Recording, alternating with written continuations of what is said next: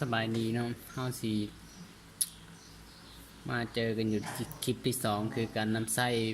โปรแกรม Cisco Packet Tracer เนาะ วันนี้เฮาสิมานำใช้เครื่องมือต่างๆแล้วก็แต้มแผ่นพังแบบง่ายๆลองเบิ่งก่อนเนาะ ก่อนอื่นเบิ่งเฮาก็เอาคอมพิวเตอร์ขึ้นมาก่อนเฮาขึ้นมาจาก2เครื่องเนาะ คอมพิวเตอร์นี่เราสามารถเปลี่ยนชื่อมันได้เนาะเราเป็น1 PC 1นะตัวนี้เป็น PC 2เนาะแล้วเราเอาสายแลนมาใส่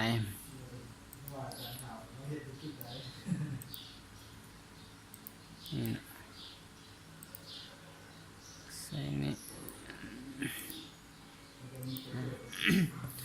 คือถ้าสายมันได้มันก็สิเป็นสีเขียวๆไปสิเนาะมีเขียว2จุดนี้หลังจากนั้นแล้วเรามาตั้ง IP มัน IP เครื่องที่192.168.1.1บัดนี้ IP เครื่องที่2 IP 192.168.1.2ต้องเป็นเลข2ทั้งท้ายเพราะว่ามันเป็นเครื่องที่2เนาะนะครับ IP เราจะบดตั้ง IP คือกันเนาะบัดนี้ subnet mask 255.255.0ซับ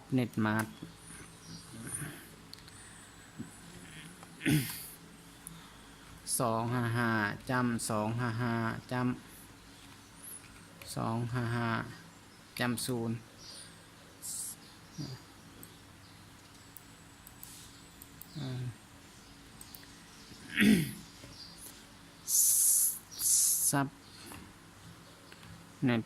มาร์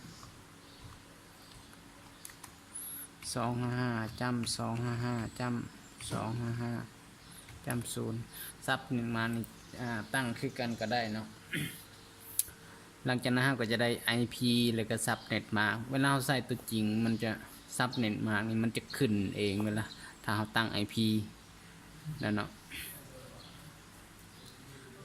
ต่อไปเราก็มาคลิกเข้ามาที่เครื่องเนาะมันจะขึ้นมาหน้าตาไปสิให้เลือกเดสก์ท็อปเรามาเลือกการ์ดแลน IP การ IP เนาะ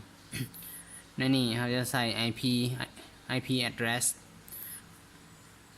ตัวที่ว่าเราแต้มไว้เนาะ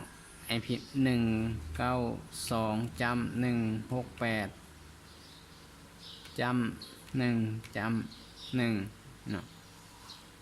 หลังจากนั้นอันนี้ซับเน็ตมาร์กมันจะขึ้นมาเองเนาะ แล้วก็แล้วเครื่องนี้หลังจากนั้นเรามาเบิ่งเครื่องที่2คือเก่าคลิกเข้ามาแล้วคลิกเดสก์ท็อปแล้วก็ IP แล้วก็คลิกใส่ตัวนี้ IP configuration เนาะแล้วมาใส่ IP 192.168.1.2นี่เนาะแล้วก็แล้ว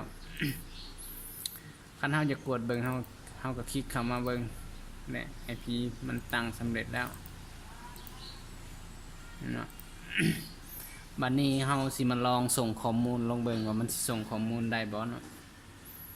คือเรามาคลิกเส้นนี้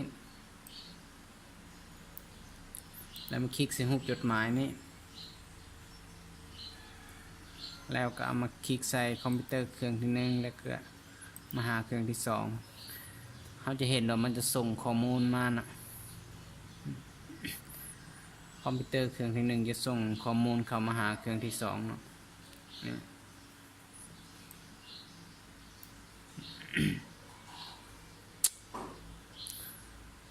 ถ้ามันส่งได้ มันจะขึ้นเครื่องหมายติ๊กเนาะถ้ามันส่งบ่ได้มันก็ใส่เครื่องหมายกากบาทอันนี้คือการเทสเบิ่งเนาะ